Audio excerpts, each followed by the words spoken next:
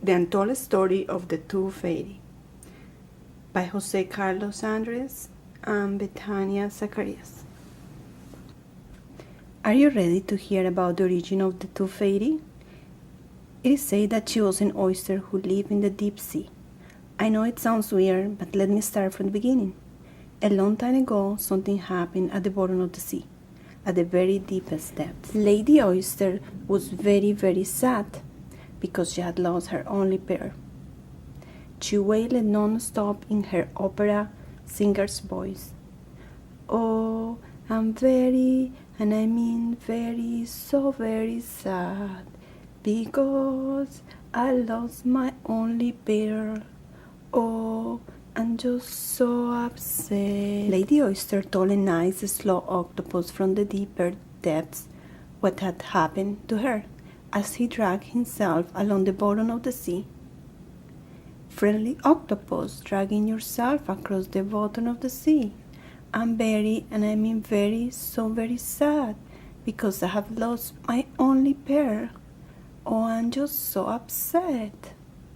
The octopus, the one who lived in the deepest depths of the sea and was slower than a clock without batteries, told a French sardine who was swimming nearby what had happened to Lady Oyster. Listen, Sardine, Lady Oyster is very, and I mean very, so very sad, because she had lost her only pair. The Sardine, the French one, who was swimming nearby, told the story to an 8-legged crab who was moving fast toward the seashore. Monsieur Crab, Madame Oyster is sad, so very sad, so extraordinarily sad, because she has lost her only pair. And the crab, the one with so many legs, who was in such a hurry, told the story to a little mouse, who was taking a stroll on the sandy beach. Hey, hey, hey, little mouse!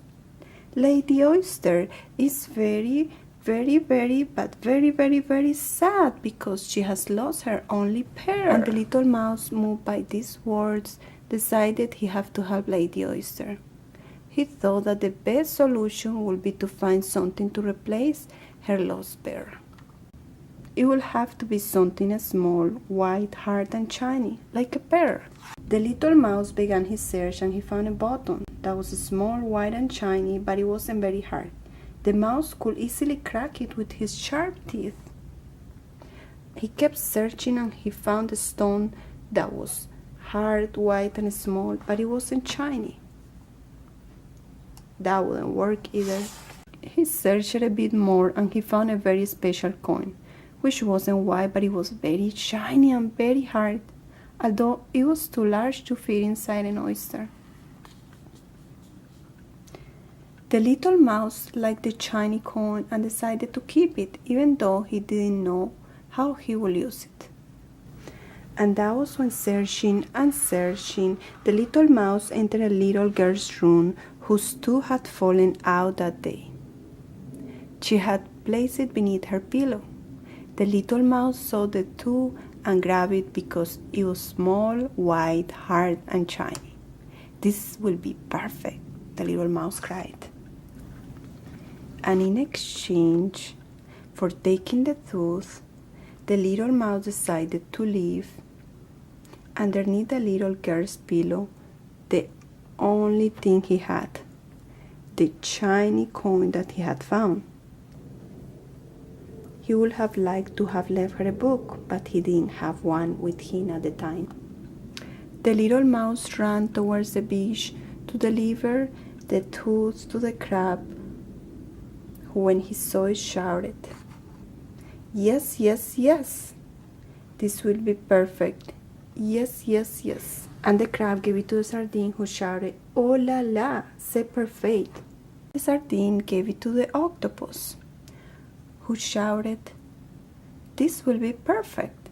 And the octopus delivered the tooth to Lady Oyster, who, as soon as she saw it and examined it closely, shouted. Do you know what she shouted? "This is perfect!" She was so very pleased and thanked them all. This is how Lady Oyster became the tooth fairy, and the mouse, the octopus, the sardine, and the crab became her secret assistants. And every time a child loses a tooth, the tooth fairy knows, and the little mouse carries away the tooth and gives it to the crab, who gives it to the sardine, who gives it to the octopus, who gives it to the tooth fairy. And in exchange for the tooth, they leave a small gift for the child. The end.